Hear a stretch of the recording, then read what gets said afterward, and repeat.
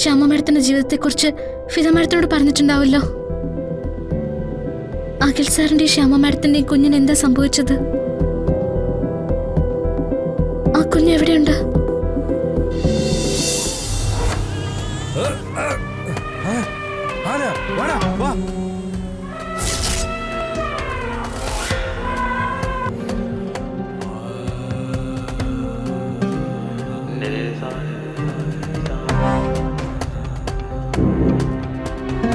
ഇത്രയും നേരം കൂടെ നിന്നവർക്ക് നന്ദി.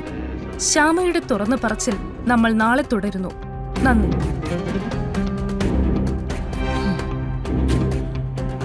പാവം, ആ കുഞ്ഞിനെ കുറിച്ച് ഒന്നും പറഞ്ഞില്ല. രക്ഷപ്പെട്ട് കാണുമായിരിക്കും അല്ലേ അമ്മേ? നാളെ കൃത്യം 9 മണിക്ക് ശ്യാമയോട് കേരളം ഈ ചോദ്യം ചോദിച്ചു തുടങ്ങും. ശ്യാമയുടെ കുഞ്ഞ് ജീവിച്ചിരിപ്പുണ്ടോ?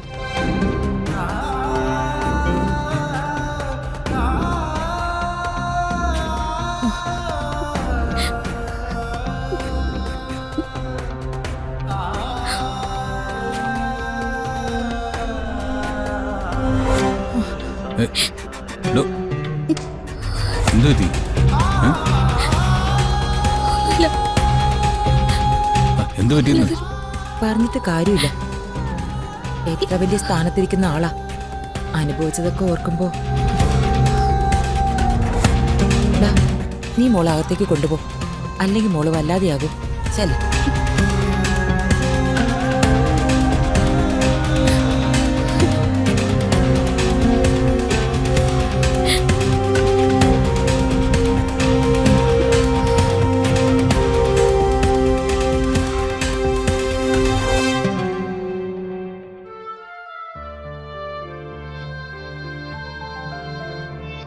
നാളെ ആയിരിക്കും ചിലപ്പോ നമ്മൾ കാത്തിരിക്കുന്നതൊക്കെ സംഭവിക്കുന്നത്.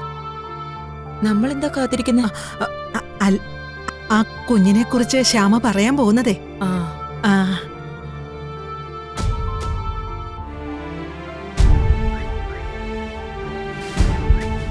Madam,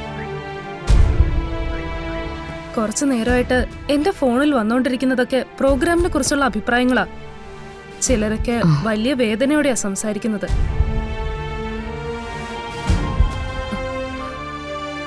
hello sir. അയ്യോ സർ, അതെനിക്കിപ്പോ പറയാൻ പറ്റില്ല.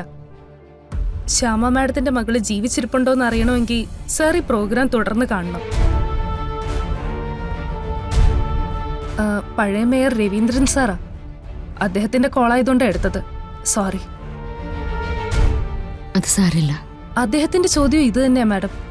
സത്യം പറഞ്ഞ ഈ വിളികളിലും അന്വേഷണത്തിലുമായി ശ്യാമ മാഡത്തിന് ജനം എത്രമാത്രം ആരാധിക്കുന്നു, സ്നേഹിക്കുന്നു എന്ന് നമുക്ക് തിരിച്ചറിയാം. ഞാനെന്നാ ഇറങ്ങട്ടെ, പിന്നെ കാണാം. Okay madam, good night. ബാ.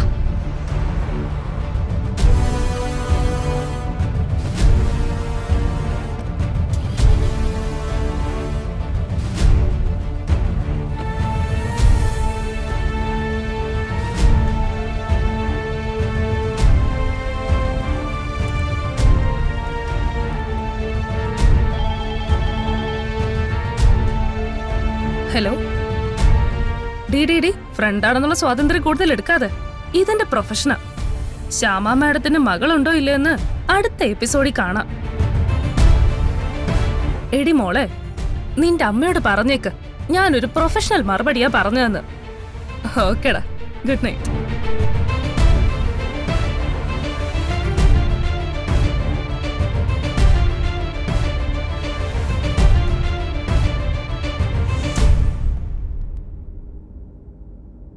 ദേ മോള, സ്പീക്കർ ഇട്ടാ മതി.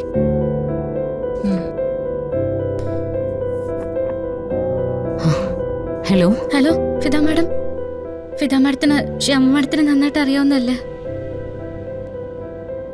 ശ്യാമ മാഡത്തിന്റെ ജീവിതത്തെക്കുറിച്ച് ഫിദ മാഡത്തിനോട് പറഞ്ഞിട്ടുണ്ടാവല്ലോ. അഖിൽ സാറിന്റെയും ശ്യാമ മാഡത്തിന്റെയും കുഞ്ഞിന് എന്താ സംഭവിച്ചത്? ആ കുഞ്ഞ് എവിടെയുണ്ട്? അത് ശ്യാമ മാഡത്തിന്റെ ഇന്റർവ്യൂ കഴിഞ്ഞ ശേഷം എനിക്കൊരു സ്വസ്ഥതയില്ല. ആ കുഞ്ഞിനെ കുറിച്ച് എനിക്ക് അറിയണം മാഡം. ശ്യാമ മാഡം എന്താ പറഞ്ഞിട്ടുള്ളത്? മോളെ, ഞാനും ശ്യാമ മാഡവും പരിചയക്കാരാണെങ്കിലും പേഴ്സണൽ കാര്യങ്ങളെക്കുറിച്ച് ഞങ്ങൾ ഇതുവരെ പറഞ്ഞിട്ടില്ല. TV കണ്ടപ്പോഴാണ് ഞാനും കുഞ്ഞിന്റെ കാര്യം അറിയുന്നത്. വേറെ ആരെങ്കിലും ഒന്ന് വിളിച്ചു ചോദിച്ചാൽ അതറിയാൻ പറ്റുമോ? ഇല്ലെങ്കിൽ എനിക്കൊന്ന് ഉറങ്ങാൻ പറ്റില്ല മാഡം. അങ്ങനെ ആരെയും എനിക്കറിയില്ല.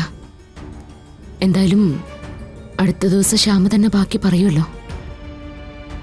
അതുവരെ മോളൊന്ന് കാത്തിരിക്കുക. എനിക്ക് വല്ലത്തെ കരച്ചിലൊക്കെ വരിക. ശ്യാമ മാഡം കരഞ്ഞപ്പോഴൊക്കെ ഞാൻ കൂടെ കരയുക.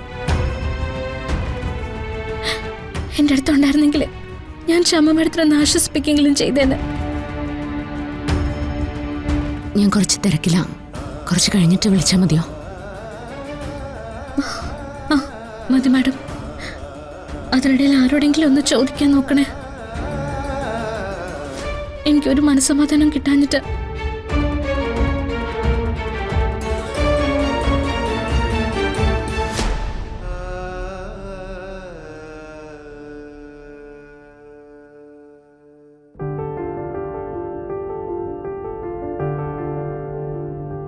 ശ്യാമേ,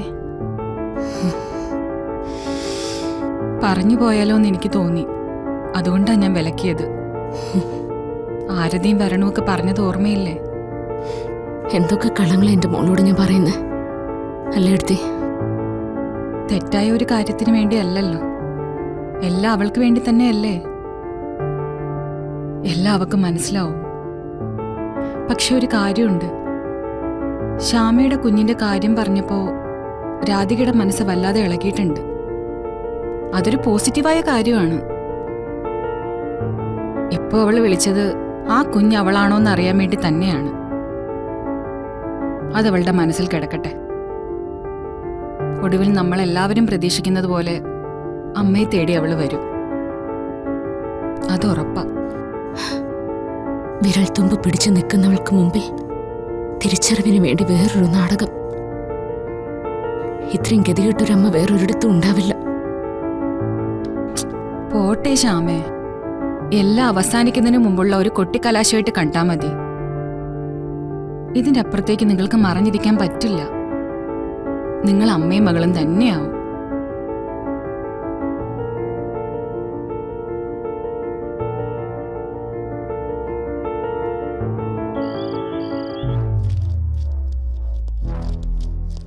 സർ, എയർപോർട്ടിൽ നിന്നും ശ്യാം സാർ ഇപ്പോഴും വിളിച്ചിരുന്നു. അവളുമാരെ ചോദ്യം ചെയ്യാൻ ഏൽപ്പിച്ചിട്ട് ഒരു രക്ഷയില്ലടോ. രണ്ടെണ്ണവും പഠിച്ച കള്ളികളാ.